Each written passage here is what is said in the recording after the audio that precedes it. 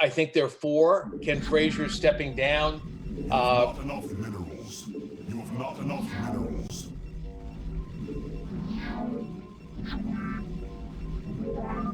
You have not enough minerals.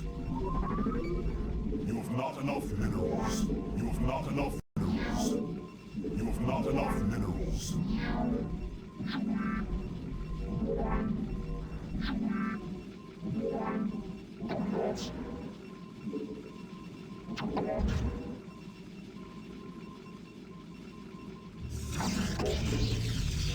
From Merck after an incredible career, terrific CEO. But the reality is, you would have hoped that we would have had 30 CEOs of people of color. That has not happened. There's some CEOs who have been in place for 10, 15, 20 years who tell me there's a pipeline issue. And I say, excuse me, you're controlling the pipeline. For this upper rung, you can be very focused. You can say, who are 10 people in my organization that I think have the capabilities to move up and really make sure that getting the mentoring, the job assignments, you're holding them highly accountable for performance. But I don't think we've had this focus, and we haven't held people accountable. Equality was a major issue for voters in the 2020 presidential election, and the new chair of the White House Council of Economic Advisors has made it clear it will be a policy priority for the Biden administration. Princeton economist Cecilia Rouse is the first Black American to lead the council. She spoke with Bloomberg's Jacqueline Simmons at the summit. Structural inequalities is not healthy. It means we're leaving productivity on the table. Just as we know that income inequality and wealth inequality is not helpful to economic growth. President Biden, Vice President Harris are really committed to ensuring that racial equity, that gender equity are infused throughout the federal government, throughout our policymaking. Fundamentally, what we can be doing at the federal level is ensuring that women and other caretakers, but there are disproportionately women, have the support that they need in order to balance their family responsibilities and their work. And I would also add ensuring that jobs pay well. So, with policies such as the minimum wage, the federal minimum wage has not been raised in 10 years. Ensuring that our home health workers have good jobs, that they don't have to be working 2 or 3 jobs and stitching them together in order to make a decent living.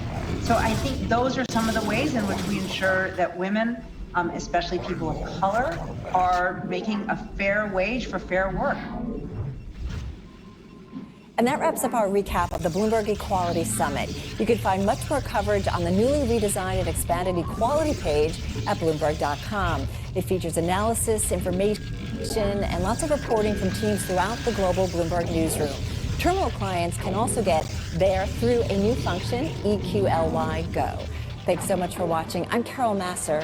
This is Bloomberg.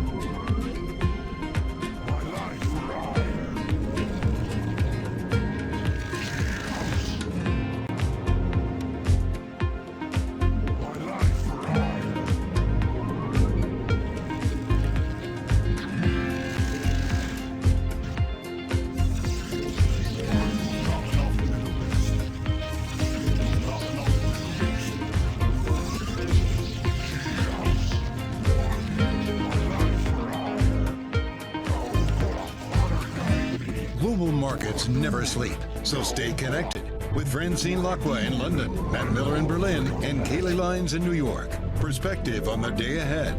Bloomberg Surveillance, early edition. Weekday mornings on Bloomberg Television. Our generation's biggest problem. Climate change is happening. And the world's most innovative solution.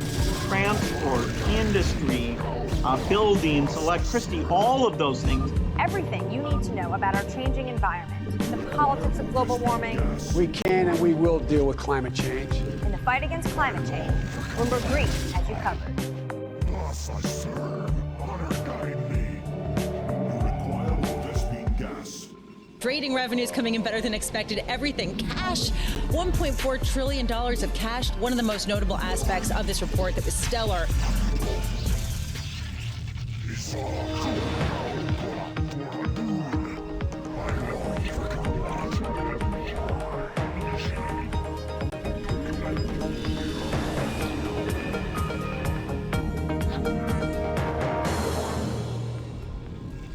Welcome to a special edition of Bloomberg Technology Chip Crunch, a deep dive into the global semiconductor shortage as well as the search for solutions. I'm Emily Chang from San Francisco. This hour we will hear from key players in this sprawling business like Micron CEO Sanjay Mehrotra, Global Foundry CEO Dr. Thomas Caulfield, and the man in charge of Amazon's processors, Vice President Dave Brown. But first, the problem. The COVID-19 pandemic last year spurred suppliers to cut production, not foreseeing a surge in demand from consumers at home, needing everything from new electronics to cars. As a result, that's left manufacturers and whole industries in a lurch. COVID caused everybody to step back a bit from capacity and build out of the supply chain of the industry, and it induced a radical increase in demand. And now we're in a position that there's a meaningful shortage. Obviously, the last year has been very, very difficult to deal with. Nobody knew which direction demand was going to go in, and we saw some real kind of sharp moves in different industries. Our ability to meet demand is outpaced by the supply availability, and everything is short. There's not a single industry that is not been impacted by the semiconductor shortage, from automotive to IoT to home. Here to break down what is driving the shortage that has thrown the global economy into crisis, Bloomberg's Ian King, who's covered the chip industry for 2 decades. Ian, how did it get this bad?